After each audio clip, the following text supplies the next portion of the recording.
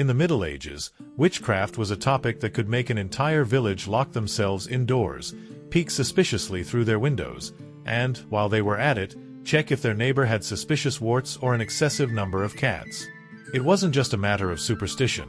It was a cultural, religious, and social phenomenon that shaped centuries of European history, leaving a trail of fear, bonfires, and accusations that, in hindsight, seem straight out of an over-the-top horror novel. But what exactly was witchcraft back then? Why did people become so obsessed with hunting witches? And, above all, how real were those spells that supposedly could make your cow stop giving milk or cause your husband to fall in love with the baker's wife?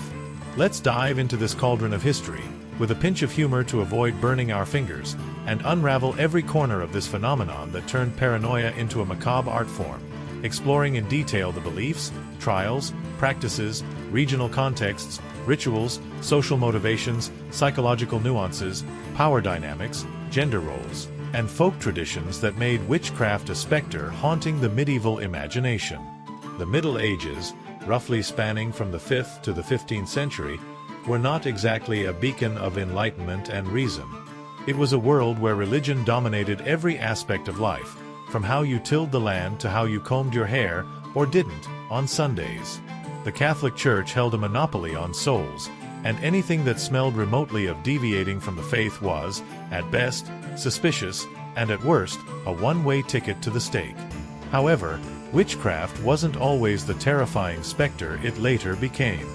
In the early medieval centuries, magical practices were more associated with healers, herbalists, and people who, generally speaking, knew more about plants than the average person. If you had a toothache, you'd visit the old woman in the village who'd give you a strange but effective infusion. Nobody ran off screaming, "Witch!" At least, not yet. These women, often widows or single, were respected in their communities because their knowledge of herbs, lunar cycles, and home remedies was, in many cases, the closest thing to medicine available. They were the pharmacists of their time, albeit without white coats or diplomas. Their knowledge was passed down from generation to generation, often from mother to daughter, in a world where writing was a luxury and medical books were as rare as a rainless day in England. These women not only knew the properties of plants but also the rhythms of nature. They knew when to sow, when to harvest, and how to interpret signs in the sky, like an eclipse or a storm, making them invaluable in communities where survival depended on agriculture. For example, they might recommend planting during a full moon for better harvests, a practice that, while rooted in folklore, often had practical foundations related to soil moisture cycles. These healers didn't just treat physical ailments. They also offered solutions for matters of the heart, like love potions or rituals to protect a home from evil spirits. Their methods blended practical elements, such as herbs with real properties, with folk beliefs that lent a mystical air to their practices. For instance, a healer might suggest carrying a rosemary amulet for good luck or burning sage to ward off bad energies. These practices weren't initially seen as diabolical. They were part of the fabric of rural life, where magic and religion coexisted in an uneasy truce. People sought these women not because they thought they were witches, but because their remedies worked, or at least offered hope in a world where hope was scarce. For example, a chamomile infusion could soothe an upset stomach, while a ritual with candles and prayers might calm the nerves of a mother worried about her sick child. In an era without hospitals or antibiotics, these solutions were the best available, and no one complained if the herbal tea came with a bit of mysticism. Additionally, these healers often served as midwives, assisting in childbirth, a crucial role in a world with high infant mortality. A successful birth could elevate a healer's status, but a failed one could make her a target for accusations if the community needed someone to blame. Midwives, in particular, were in a precarious position. A healthy baby earned praise. A stillbirth could lead to accusations of using magic to cause harm, especially if the mother also died.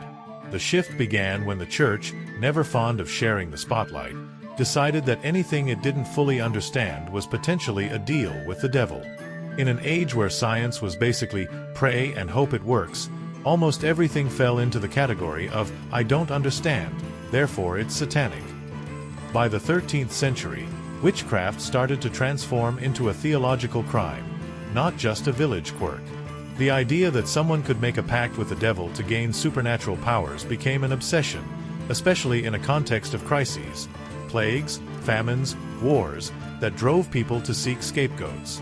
And who better to blame than the neighbor always muttering strange things while stirring her pot?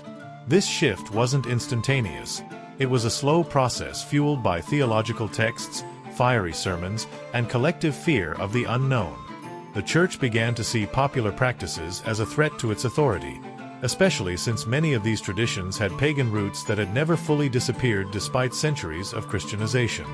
For example, rituals to ensure a good harvest or protect livestock often included elements of pre-Christian cults, like offerings to nature spirits or invocations to forgotten deities. These practices, tolerated in the early Middle Ages as part of rural life, began to be seen as an affront to the Christian faith, especially as the church sought to consolidate its power amid heresies and internal divisions. The fight against heresies, like Catharism in southern France, also played a role, as the church started associating any non-orthodox practice with a broader diabolical conspiracy. The medieval worldview was a battleground between good and evil. Everything was interpreted through a dualistic lens. You were either with God or with Satan, no middle ground. This made witchcraft not just an act of magic, but a direct affront to the divine order. Witches, according to this logic, weren't just playing with herbs or whispering odd words. They were conspiring with the devil to subvert the world. The stereotypical image of the witch began to take shape. A woman, often older, solitary, perhaps with a strong personality or worse, knowledge that made her stand out. If you could cure a fever with herbs or predict the weather by watching the clouds, beware. You were a prime candidate for accusation. And if you had a star-shaped mole, a cat that stared too intently, or, heaven forbid, a wart on your nose, you might as well start practicing your defense speech. This image wasn't universal but became the archetype that fueled popular imagination and clerical sermons. Older women, especially widows, were particularly vulnerable because they didn't fit the medieval ideal of a woman. She should be a wife or mother, always under a man's authority. A solitary woman with knowledge and no fear of speaking out was a dangerous anomaly. Moreover, women who inherited land or property after a husband's death could be seen as a threat by neighbors, who sometimes used witchcraft accusations to strip them of their possessions. In some cases, accusations also targeted younger women, especially those whose beauty or behavior drew too much attention, sparking jealousy or rumors of love spells. For example, a young woman who married a man of higher status might be accused of using magic to seduce him, especially if her rivals felt unfairly displaced. Witch hunts, though reaching their peak in the 16th and 17th centuries, had deep roots in the late Middle Ages. A pivotal moment was the publication of the papal bull Summis Desiderans Effectibus in 1484 by Pope Innocent VIII. This document, with a name that sounds like something a frustrated poet would write on a bad day, was a turning point.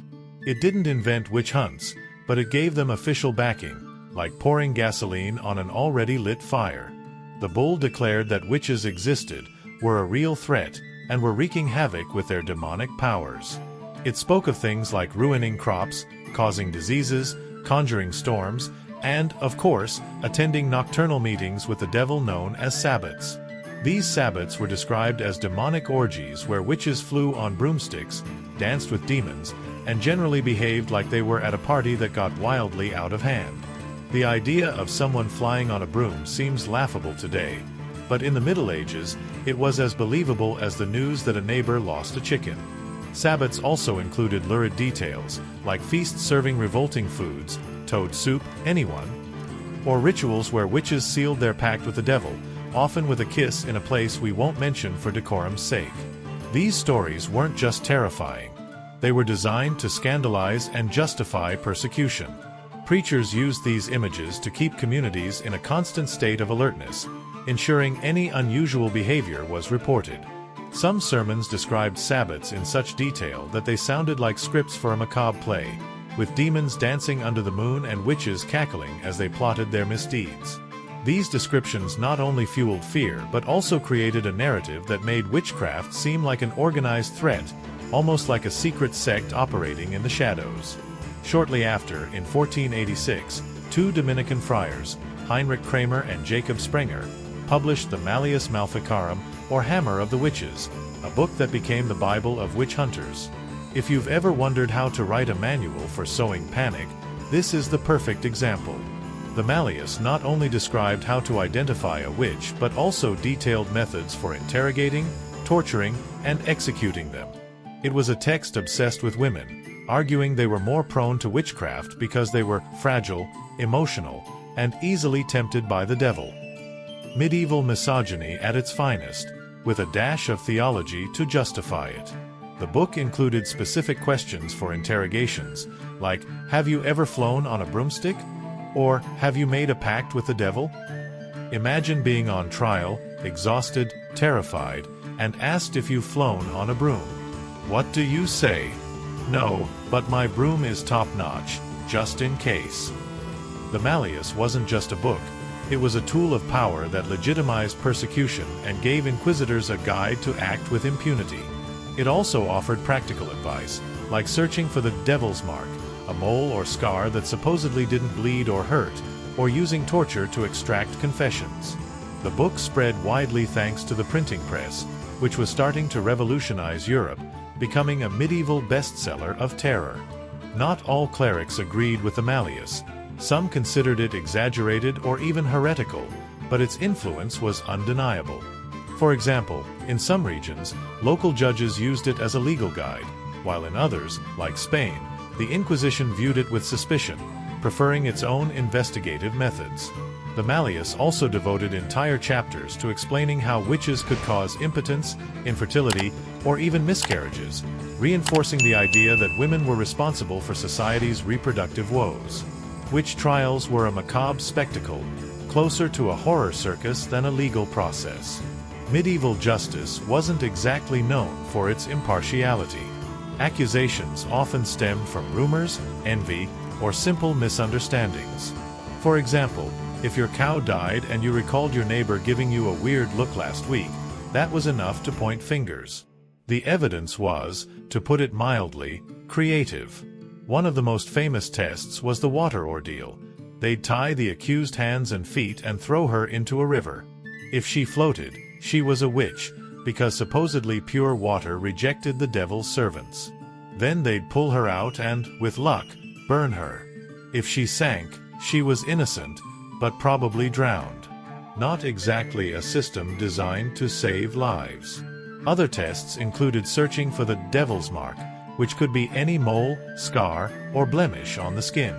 Inquisitors pricked these marks with needles, believing witches felt no pain in them. If you screamed, you were innocent. If not, guilty. Impeccable logic, right? There was also the tear test. Witches supposedly couldn't cry, so if you didn't shed a tear during interrogation, you were in trouble. Of course, fear and pain could dry anyone's tears, but that didn't seem to matter. Another lesser-known test was the weight test. The accused was weighed against a sacred object, like a Bible, under the belief that a witch would be lighter than God's word. In some cases, the fire test was used, where the accused had to hold a red-hot iron. If the wound healed quickly, she was innocent, but if not, guilty. These tests weren't just absurd. They reflected a mindset desperate for certainty in an uncertain world. In some trials, they'd count the number of freckles or moles on the accused body, interpreting any pattern as a demonic sign. Torture was the cornerstone of these trials. Interrogators believed pain would force witches to confess their crimes. Methods like the rack, which stretched the body until joints dislocated, the thumbscrew, which did exactly what its name suggests, or keeping someone awake for days, were common. They also used techniques like the strappado, where the accused hands were tied behind their back, hoisted by a rope, and repeatedly dropped, dislocating shoulders. In some cases, hot irons or ice-cold water submersion were applied. Under such conditions, anyone would confess to anything, from flying on a broom to causing a storm in the next village. Confessions were often so absurd they sound like dark comedy. Some claim to have attended banquets with the devil serving toad soup, bat desserts, and, in an unexpected twist, subpar wine. Some confessions included such specific details, like descriptions of demons with horns, tails, or even proper names, that one wonders if torture didn't just extract confessions but also unleashed the imagination. For example, in some trials, the accused described the devil as a tall man in a top hat, while others spoke of half-man, half-animal creatures. These stories not only fueled fear but also reinforced the narrative that the devil was everywhere, lurking around every corner. In some cases, confessions were so detailed they included lists of other accomplices, triggering new accusations and creating a domino effect of paranoia. In one French trial, a woman confessed to attending a Sabbat with 20 others, all named, leading to a wave of arrests that devastated an entire community. The spells, which were at the heart of the accusations, deserve their own chapter. Medieval witchcraft was full of supposed powers that, in retrospect, sound more like folklore than actual magic. Spells ranged from love potions to curses meant to ruin crops or cause impotence, a particularly popular fear among men of the time. Many of these practices came from pagan traditions the Church never fully eradicated. Healers, for instance, used herbs like mandrake, henbane, or belladonna, which have hallucinogenic or sedative properties, to treat ailments. Mandrake, whose root sometimes resembles a human figure, was especially suspicious. It was said to scream when uprooted, killing anyone who heard it. Naturally, if someone saw a woman gathering mandrake at midnight, they didn't think, "What a dedicated herbalist," but rather, "She's summoning the devil." Gathering this plant was a ritual in itself. You had to cover your ears, use a dog to pull it out, because the animal might die in the process, and do it under a full moon. It sounds more like a fairy tale recipe than witchcraft, but in the Middle Ages, the line between the magical and the practical was blurry. For example, a healer might use mandrake to ease childbirth pain, but if the mother or baby died, she could be accused of using the plant for evil purposes. Belladonna, known as the devil's herb, was another feared plant, not only for its hallucinogenic effects but because its name alone evoked evil. In small doses, it could be an analgesic, but in excess, it caused visions, convulsions, or even death, fueling stories of witches poisoning their victims. Other spells included amulets made of feathers, stones, or bones, incantations whispered in unintelligible languages, often poorly pronounced Latin, or rituals blending Christian and folk elements, like saying the Lord's Prayer backward. This last one was considered especially diabolical, because apparently reversing a prayer was the key to opening hell's gates. There were also more elaborate rituals, like drawing circles on the ground with ash or animal blood to summon spirits, or burying objects in enemies' fields to curse their crops. Many of these practices had no real effect, but their psychological impact was undeniable. If you believed your neighbor buried a cursed bone in your field, every bad harvest confirmed your suspicions. And in a society where agriculture was the basis of survival, a bad harvest wasn't just an inconvenience, it was a matter of life and death. Some spells were more specific. For instance, witches were said to cause infertility in women or impotence in men by tying knots in a rope, a ritual known as tying the needle. These knots, which had to be untied to break the spell, symbolized the medieval obsession with controlling fertility and sexuality.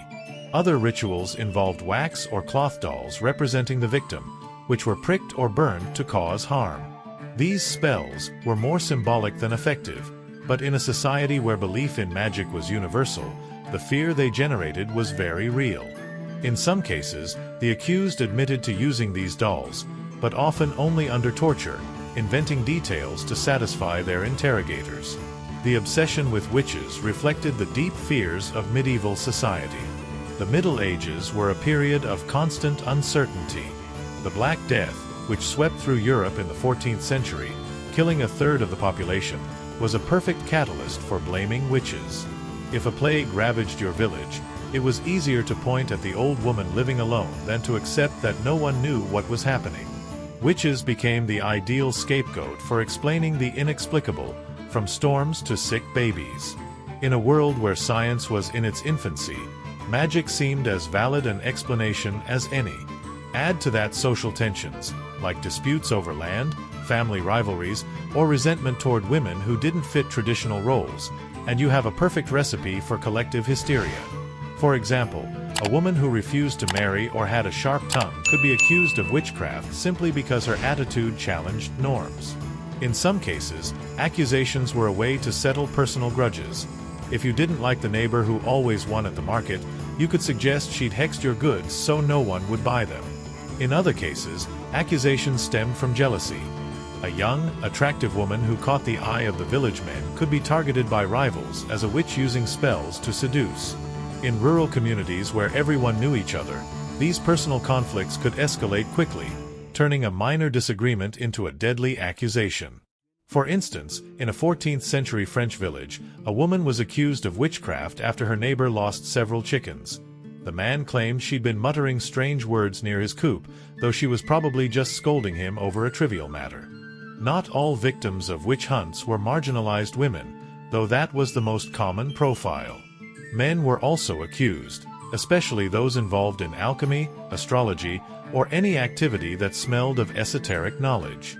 Alchemists, who sought to turn lead into gold or create elixirs for eternal life, were often viewed with suspicion because their experiments looked like pure magic. Their laboratories, filled with vials, bubbling liquids, and strange symbols, didn't help dispel doubts.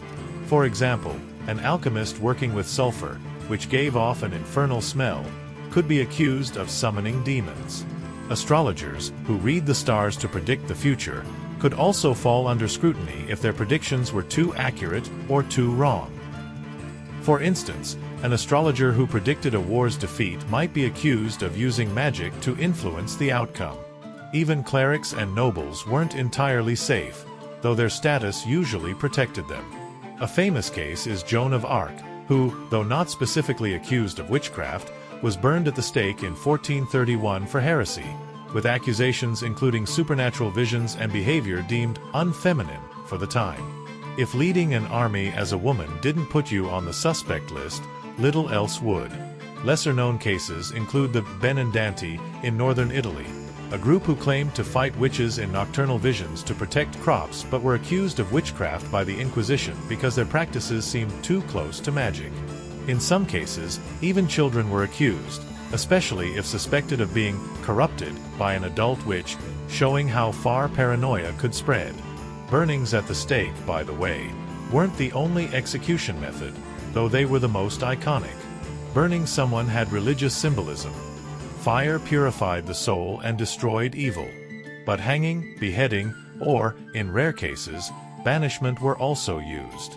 The stake, however, was the star of the show.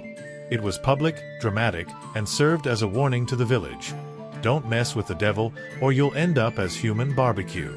Executions were social events, with crowds gathering to watch the spectacle. Some even brought food, as if it were a macabre picnic. In some cases, the condemned were forced to wear a San Benito, a humiliating tunic with religious symbols, before execution. Everything was designed to maximize impact and reinforce the message. Deviating from the norm has consequences. In some villages, bonfires were lit in the main square, and the smoke could be seen for miles, a constant reminder of the price of being different. In other cases, special structures, like raised platforms, were built for executions so the whole village could witness the punishment. Children were often brought to these executions, not just as spectators but as part of a moral lesson. This is what happens when you disobey God. In some cases, executions were accompanied by sermons, where the local priest explained the condemned sins, ensuring the lesson stuck in everyone's minds. In certain regions, like Germany, executions could last days, with the condemned displayed publicly before burning, heightening terror and humiliation. By the late Middle Ages, the witch-hunting fever began to evolve. While the major witch hunts, like those in Salem or Germany in the 16th and 17th centuries, happened later, their foundations were laid in the late Middle Ages. The creation of institutions like the Inquisition, which focused more on heretics than witches, helped refine persecution methods. The Spanish Inquisition, for example, was less obsessed with witches than with Jewish or Muslim converts, but when it investigated witchcraft, it didn't hold back. Inquisitors were experts at creating an atmosphere of fear, and their methods, including endless interrogations and systematic torture, were adopted by secular authorities across Europe. In Spain, Witchcraft cases were less frequent than in Northern Europe, but when they occurred, they could be spectacular. For instance, in the Basque Country, there were tales of aquelarres where witches gathered to worship the devil in the form of a goat, an image that, while likely exaggerated, became etched in the popular imagination. These stories often stemmed from confessions obtained under torture, but were so vivid that inquisitors took them as irrefutable proof. In a famous case in Lograno, several women were accused of participating in a massive aquelarre, and while some were acquitted, others were executed, fueling the myth of Basque witches. In another case in Catalonia, a woman named Margarida de Port was accused of causing a storm that destroyed local crops, reflecting how natural disasters were attributed to witchcraft. Not everyone was convinced of witches' existence, even in the Middle Ages. Some theologians and jurists doubted the accusations, arguing that many were exaggerations or products of hysteria. For example, in the 13th century, clerics like Bernard of Clairvaux warned against indiscriminate persecution, suggesting the devil didn't need witches to cause trouble. The world was chaotic enough on its own. Others, like the German theologian Johannes Nieder, wrote about witchcraft but with a more measured tone, suggesting that many stories were products of imagination or coerced confessions. In his book Formicarius, Nieder recounted cases of alleged witchcraft but also expressed doubts about the veracity of some accusations, especially those involving night flights or demonic pacts. In the 15th century, the Spanish jurist Alonso de Salazar y Frias, though active later, was an example of skepticism, arguing that many witchcraft accusations were products of hallucinations or collective hysteria. However, these voices were a minority, and challenging the church's machinery or an enraged village wasn't exactly a smart move. Moreover, witchcraft was a profitable business. Witch hunters, like inquisitors or local judges, could confiscate the accused property, turning persecution into a medieval enterprise. If you accused the wealthy widow in town, you could end up with her house. It wasn't just about faith. There was also an economic incentive that fueled the cycle of accusations. In some cases, accusers were paid for each witch captured, turning persecution into a lucrative profession for some. In regions like Germany, where witch hunts were particularly intense, professional hunters traveled from village to village, offering their services for a fee, exacerbating paranoia. And how real were the witches' powers? Probably as real as Wi-Fi in a medieval castle. Many practices attributed to witches were simply misunderstood traditional knowledge. Healers, for example, used plants with medicinal properties that we'd now recognize as basic pharmacology. Belladonna, known as the devil's herb, could be used in small doses to relieve pain, but in excess, it caused hallucinations, likely giving rise to stories of flights or demonic visions. Henbane, another common plant, had similar effects, and its use in ointments applied to the skin could cause sensations of floating or vivid dreams. This might explain tales of witches flying to sabbats on broomsticks coated with magical ointments. Some historians suggest these ointments, often containing psychotropic substances, were applied to sensitive skin areas, intensifying their effects. Women using these ointments could experience hallucinations so vivid they genuinely believed they'd flown or met supernatural beings. The spells were often symbolic rituals, like blessing a field for a good harvest or reciting words to protect a child from fever.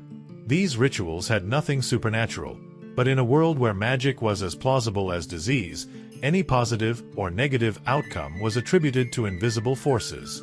For example, a healer who cured a fever with a willow bark infusion, containing a compound similar to aspirin, could be seen as a saint or a witch, depending on the outcome and her neighbor's opinions.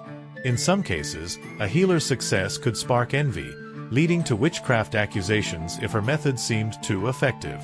Still, the belief in witchcraft had real power. The power to terrify, divide communities, and justify violence. Witchcraft was a reflection of the era's fears and tensions. Women, especially those who didn't fit the mold of submissive wife or devoted mother, were easy targets. Widows, single women, or those with strong personalities were particularly vulnerable. In a world where patriarchy dictated that women should be obedient and dependent, any sign of independence was suspicious. Witchcraft also served to reinforce social control. If you feared being accused, you were careful not to stray from the norm.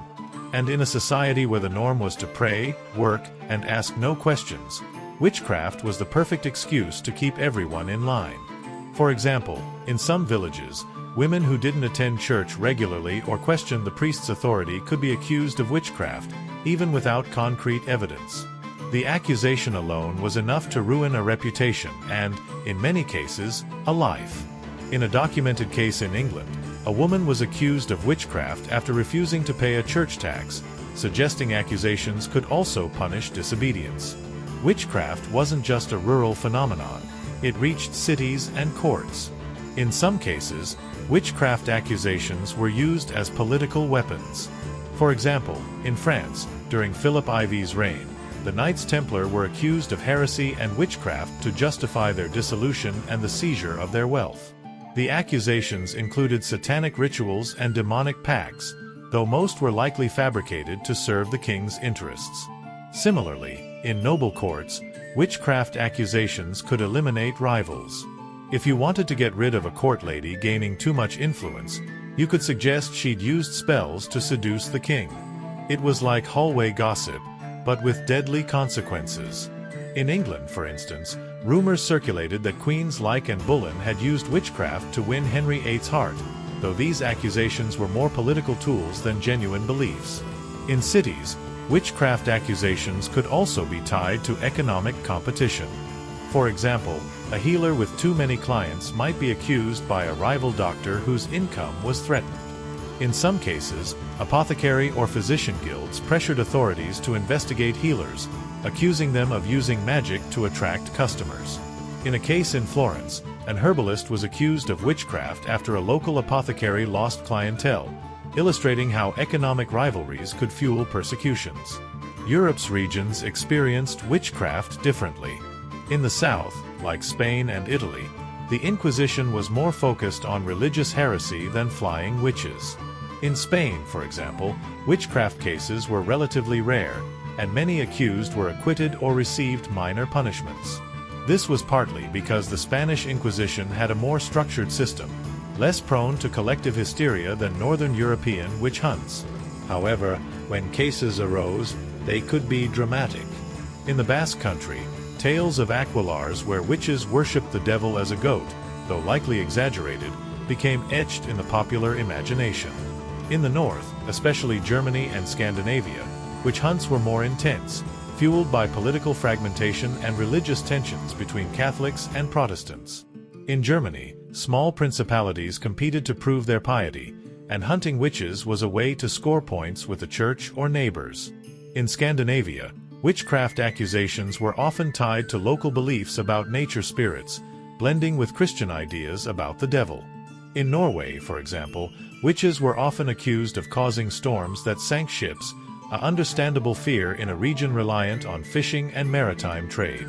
In Sweden, accusations often targeted women living near forests, where they were believed to meet evil spirits. Literature and art also played a role in building the witchcraft myth. Stories of witches flying, transforming into animals, or causing misfortune spread through tales, sermons, and later, engravings depicting women in demonic poses. These images not only fueled fear but also created a visual narrative that made witchcraft seem more real. If you saw an engraving of a witch riding a flying goat surrounded by demons, it was hard not to believe something like that was happening in the nearby woods. The printing press, which began spreading these texts and images in the late Middle Ages, was like the internet of its time, a tool for viralizing panic. Church sermons also contributed, with preachers describing the horrors of witchcraft in vivid detail, from demonic pacts to stolen babies for satanic rituals. These stories were so gripping they could make an entire village start eyeing anyone who didn't fit in.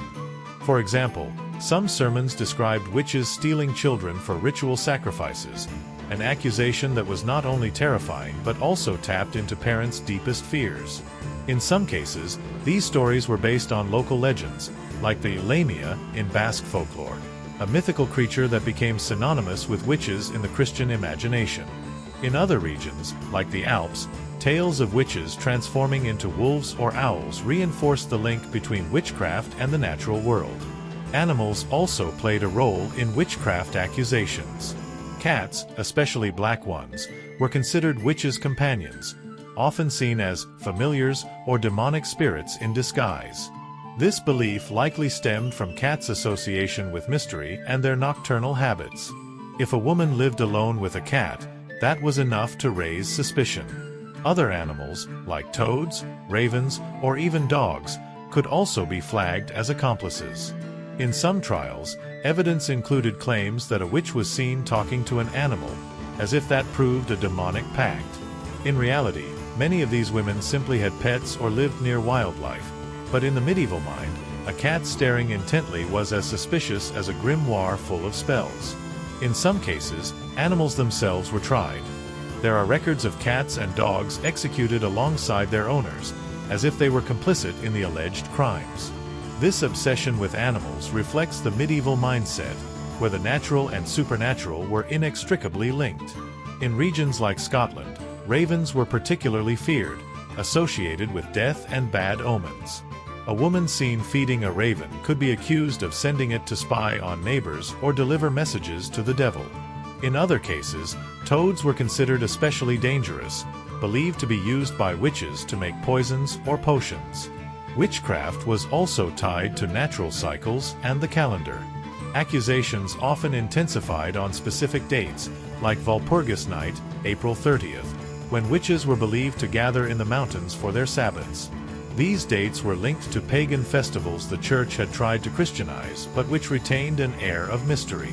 St. John's Night, the summer solstice, was also viewed with suspicion, as witches were thought to harness nature's energy for their rituals.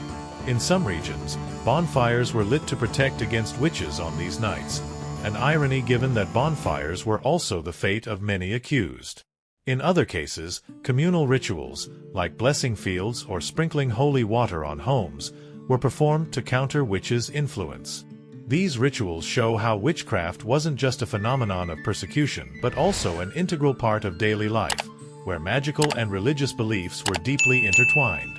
In some communities, amulets were placed on doors or sacred objects, like crosses or medals, were buried to ward off witches.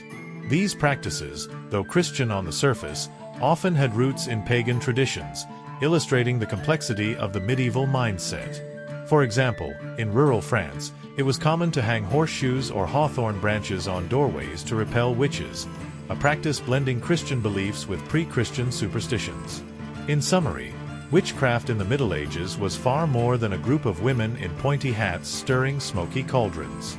It was a complex phenomenon fueled by religion, superstition, and the social dynamics of a turbulent era. Witch hunts didn't just destroy lives, they left an indelible mark on history, reminding us how dangerous fear can be when mixed with power. The accusations, spells, and bonfires were the product of a society seeking answers in a chaotic world, and witches, real or imagined, paid the price. Today, we can laugh at the idea of someone flying on a broom or causing a storm with a cauldron, but in their time, those images were as terrifying as they were real. So, the next time you see someone with a black cat or a suspicious wart, don't call the Inquisition. Just offer them a coffee and ask if they know a good herbal tea recipe for stress. You never know, they might have a remedy that doesn't involve toads or bats.